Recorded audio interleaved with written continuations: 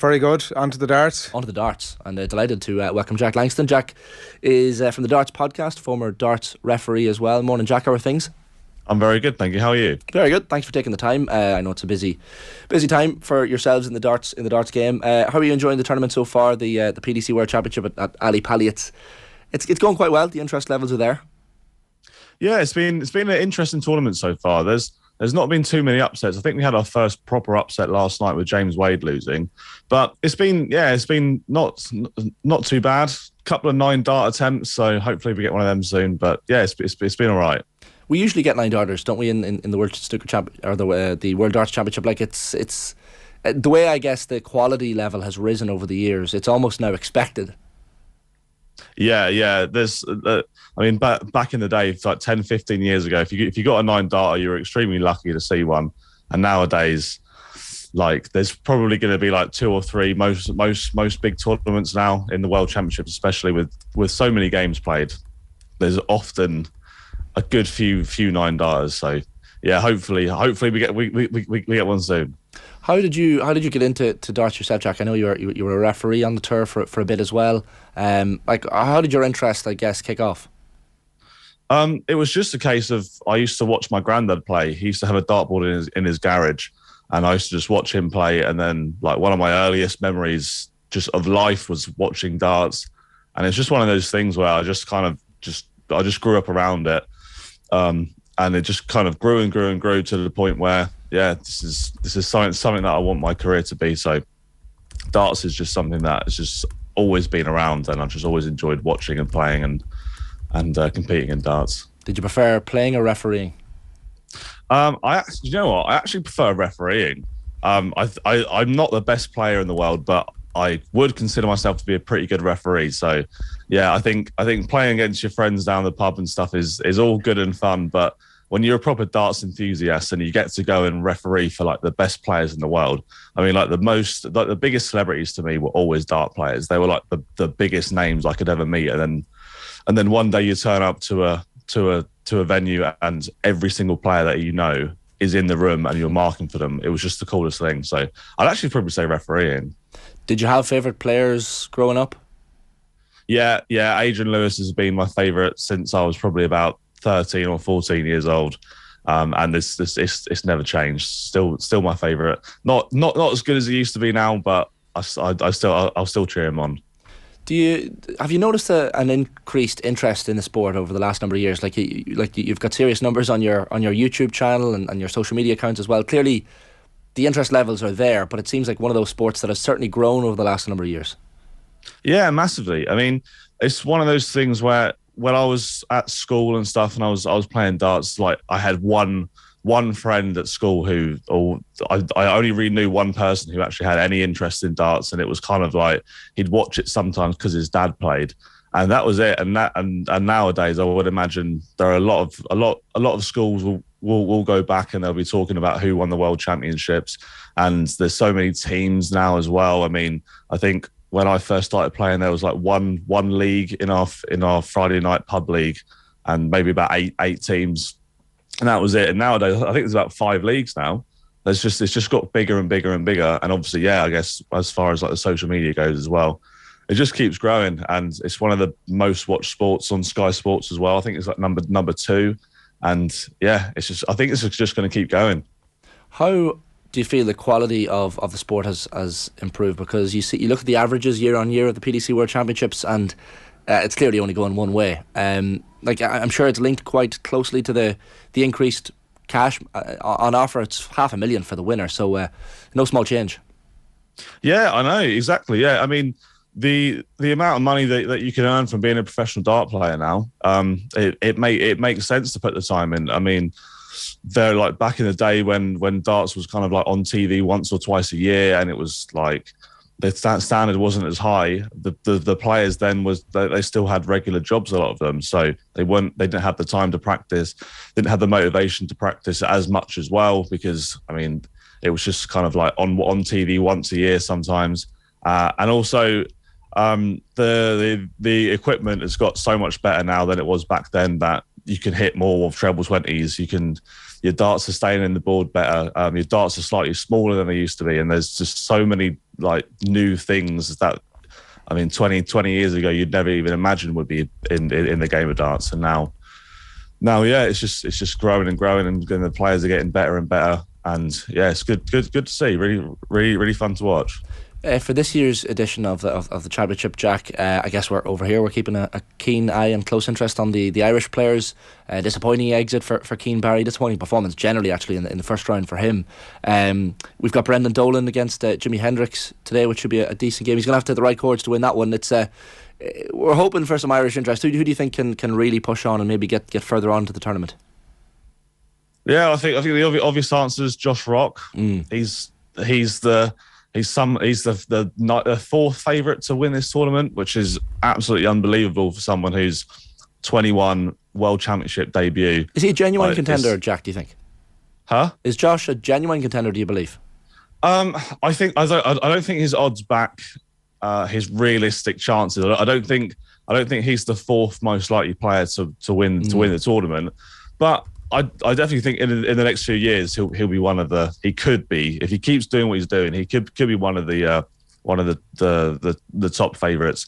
I mean, the year he's had is unbelievable for a first time tour card holder in their first year, 21 years old. So yeah, he'll definitely be a contender in the future. And I mean, the bookies think he's a contender this time. So, you know, he's definitely turning a few heads. That's for sure. I think to be so good at an individual sport at a young age, like 21, I'm sure it takes a lot of mental fortitude. Like, there's a certain sense of arrogance and cockiness almost from Josh that you probably need to have at the top of the game, Jack. It's definitely a confidence game. You hear Michael van Gerwen, one of the best players to ever play the game, when he does his interviews, he talks about confidence, and it's just something that you need to have. If you're not confident up there, it's just not going to go your way. So yeah, all of these like big checkouts and massive celebrations and stuff, you can tell when someone's confident. And yeah, Josh is definitely confident, especially after the 9-darter he hit about a month ago. But yeah, he's definitely confident, and I look forward to seeing how he does for the rest of the tournament. You mentioned Michael van Gerwen there, Jack. I mean, he was imperious in his opening round win against Louis Williams, dropping just one leg on the way to that 3-0 win. Just how good is he playing right now? Yeah, I mean, Louis didn't play the best. I was a bit gutted for him. I really like watching Louis play, but Michael van Gerwen just did Michael van Gerwen things. I think most people expected him just to turn up, sort of, because the standard there'd only been like 100 plus average at that point, and he turned up and hits like 102, 103, something like that. Might be a little bit higher than that. And yeah, he's on good form. He's won 3 of the biggest tournaments this year. Everyone keeps sort of forgetting about him, but they're sort of finally talking about him this time of year. And rightfully favourite. He's my pick to win this tournament. And yeah, he's coming in with some good form. Peter Wright's not playing the best. Michael Smith is in good form as well, and so is Price, kind of. So I feel like Van Gerwen's the rightful favourite, and he's my pick to win the tournament. It's a great match for the fans. Next up, with Van Gerwen playing Raymond van Barneveld, like. Sounds by what you're saying, you can't see Barney causing an upset, but I mean, he could hopefully make a match out of it at least. Yeah, I just think, I mean, I've had so many people, because I'd sort of like live stream when the matches are on, and I've so many people saying, "Oh, Barney's going to beat Price in the next round," and I just can't see it happening. But again, like, I couldn't see James Wade losing yesterday happening. I was a bit surprised by that. There's been a few games where I've been surprised by the outcome, and that's just part of the World Championships. Barney is a extremely good big stage player. He might not be as good as Gerwin Price. I mean, if it was a floor tournament, I'd expect Gerwin Price to win 9 times out of 10, but it's not. It's the World Championships, and you never know. I mean, first, it's going to be first of four sets in that round. If Barney can get a couple of early breaks and stuff, he could go 2-0 up, and then all of a sudden Gerwin Price in a bit of trouble. So could win. I'm not backing him to win, but it's definitely doable. Yeah. It's funny, Jack, I've seen some controversy. The choice of arrows for certain players seems quite important. Simon Whitlock out of the tournament now, but a lot of talk on social media about how his darts were butchering the board essentially, and you could see the damage even on the TV screens, what they were doing to the board. But I've even heard Wayne Mardle talking about banning Simon Whitlock's darts. Is it a controversy that seems to rear its head every now and again? Yes, it's been a talking point for probably the last 3 or 4 years now. So they've just swapped this last year. They've just swapped to a different board manufacturer, and before the old manufacturer was a company called Unicorn, and their boards used to get beat up whenever Simon Whitlock would play on them. And the problem is, it is the darts, but it's just the point piece of the dart for Simon Whitlock. I believe he uses like a wood file instead of like a regular dart point, which means that when he pulls his darts out of the board, the little fibres of the board sort of come with it a little bit, which is why you get all of them white little bits of string that looks like they're on the board. And it's just getting to the point now where I think that eventually it's going to start causing an opponent to miss. I mean, at the moment it just looks bad, but it's not affecting the play. Like, no one's having more darts fall out of the board because Simon Whitlock's kind of like battered the board a little bit. But I think eventually there's going to come a time where it's going to be a longer format game. Like, if he gets to like the semi-final or something, I mean, he's out of this World Championship, but if he ever got to like the semi-final and they had to play like 11 sets on the same board and Whitlock's using them points, I think eventually it's going to come to the point where the board surface is unplayable, and they're going to have to get a new board, or there's going to be a set or something where his opponent's missing darts, or darts are falling out that they normally wouldn't. And I do think eventually they're going to have to do something and change the rules on the points and stuff, because they're just too much, and it doesn't look good. It doesn't look good on the board sponsors as far as the PDC goes, because their boards, I mean, they've had a couple of hundred darts put in them, and they look like they've been played on for years.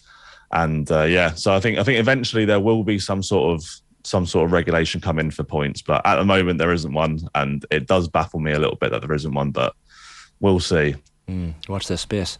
Finally, Jack, talk to us about Ali Pali, because I've never been, but the pictures on screen at Alexandra Palace, it just looks like an absolutely manic atmosphere. People on the beer, clearly from early on in the morning into the afternoon session, and then the evening session. You've got the fancy dress, the songs, the walk-ons. What's it like to be there? It must be an incredible atmosphere in a sporting sense. Yeah, it's a different atmosphere to a lot of the other tournaments. So because it's the Ali Pali, because it's like the main darts tournament of the year, everyone sees it on TV and everyone thinks, I want to go and watch that. It's more of like I don't want to call them casuals, but I'm gonna have to call them casuals. It's more of like a casual dart fan experience, where the experience isn't all about the darts. It's about having a good time, having fun, and sort of like, it's something that you go on your work Christmas do or something, or you go with your mates or something. Maybe your mates aren't interested in darts, but so it's a little bit of a different atmosphere to say like the match play, which is more of like a serious dart fan sort of tournament. But it's really fun. It is a good laugh. Everyone's on the beers. Everyone's chanting and cheering. I think there's a lot of talk about there being too much chanting and cheering, but to be completely honest, I mean, it's Christmas, everyone's having fun, and I don't think that's going to change anytime soon. But the tournament's it's a very, very, very good one to go to if you just want to go and have a laugh with your mates or something, or go and experience something that it's a bit outside the norm. But it's a good venue, good tournament, fun to be there, and it's really good. 100%. It's on my bucket list anyway, for sure. Jack, you've been great with your time this morning. Thanks a million. Enjoy the rest of the tournament. No problem. Thank you very much.